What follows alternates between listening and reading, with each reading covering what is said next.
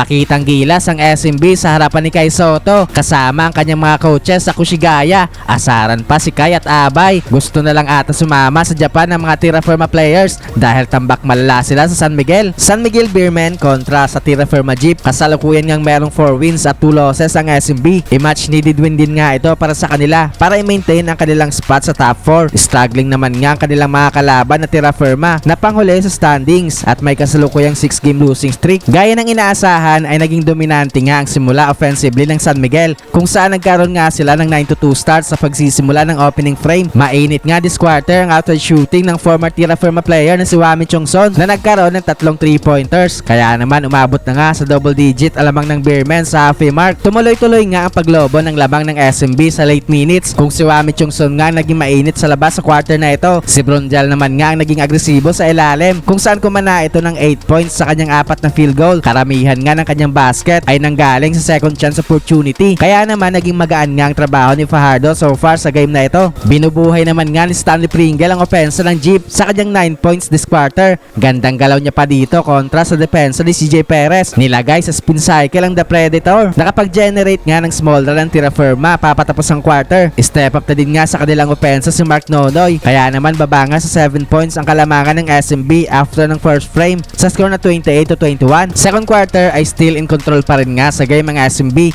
Pinatuloy nga ng kanilang second unit ang kanilang magandang pinapakita sa opensa sa pangunguna ni na Jericho Cruz at Don Troliano. Sa kabila naman nga ay patuloy ang pagbubuhat ni na Stanley Pringle at Mark Nonoy sa opensa ng Terra Firma pero na-maintain nga ng Beermen sa double digit ang kanilang labang all throughout the quarter. Bigla na din ngang nagparamdam sa opensa coming off the bench na JM Calma at Jeronteng. Chill naman ngang nanonood si Kai Sotto sa sideline kasama ang coaching staff ng kanyang kupunan sa Japan B-League na Kushigaya Alpas. Bago nga ang game na ito ay binati muna si Kai ng kanyang mga Gilas brothers na sina CJ Perez at Junmar Fajardo. Inasar pa ni Abay ang balbas ni Kai.